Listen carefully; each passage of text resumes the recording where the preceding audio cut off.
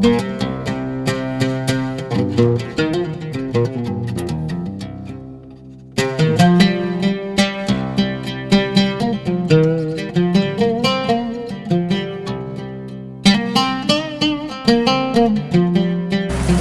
we're sitting here in a little barley patch here on near Mount Zion.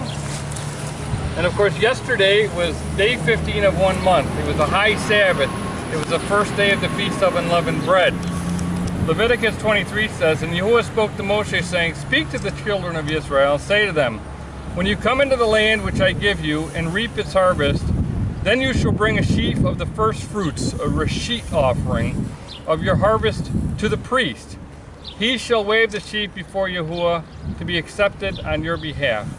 On the morrow after the Sabbath, the priest shall wave it." So this is a point of controversy that many people have. What's the morrow after the Sabbath? Is it the High Sabbath, the first day of the Feast of Unleavened Bread, or is it the weekly Sabbath? And history is very clear, tradition is clear, and scriptures are pretty clear on this, and I thought we would just go through some things. First of all, Leviticus 23 details the Sabbath first, the weekly Sabbath. And it actually contains an interesting Hebrew element called resumptive repetition, because it makes a statement, and then it talks about the weekly Sabbath, and then it makes another statement. And I'm going to go to that right now because I think that might help the situation. Leviticus 23 starts out by saying, Yahuwah spoke to Moshe, saying, "Speak to the people of Israel, say to them, These are the appointed times of Yahuwah that you shall proclaim as holy convocations. They are my set appoint feasts.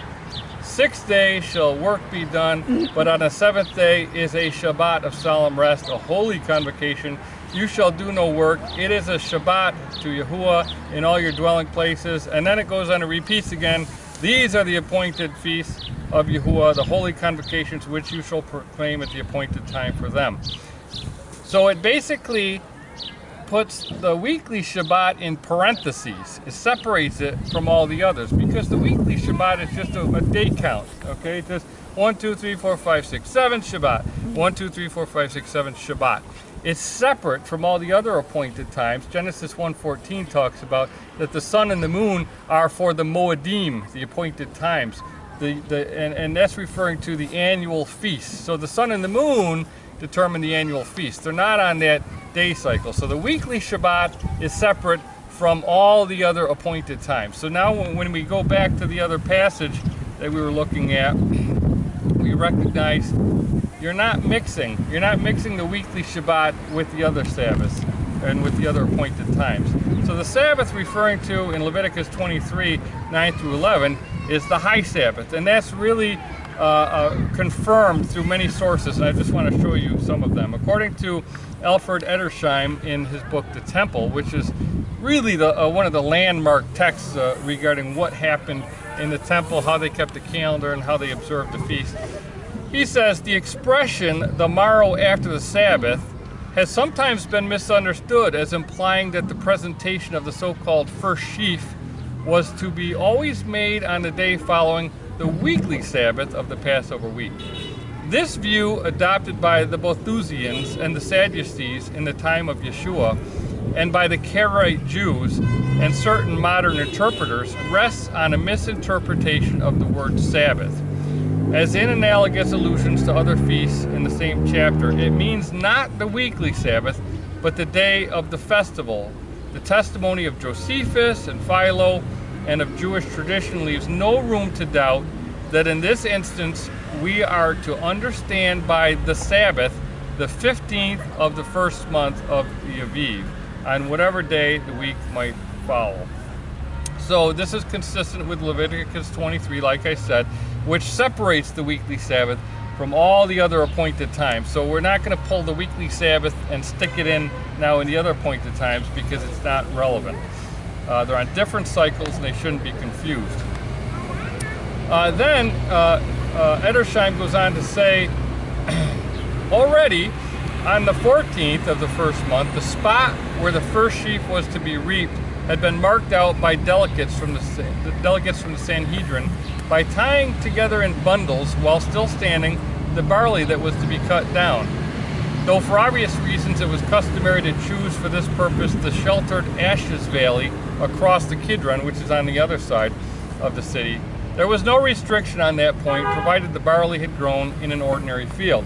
So literally they could have come to a field like this and they could have tied it up and set it apart for what they were going to offer in the temple. And it says when the time for cutting the sheaf had arrived, that is on the evening of the 15th, so that would have been yesterday, just as the sun went down, 3 men, each with a sickle and a basket, formally set to work.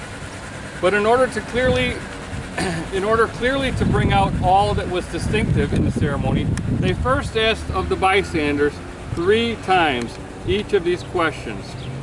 Has the sun gone down with this sickle into this basket on this Shabbat? In other words, and again, they're talking about the first day of the Feast of Unleavened Bread. And lastly, shall I reap?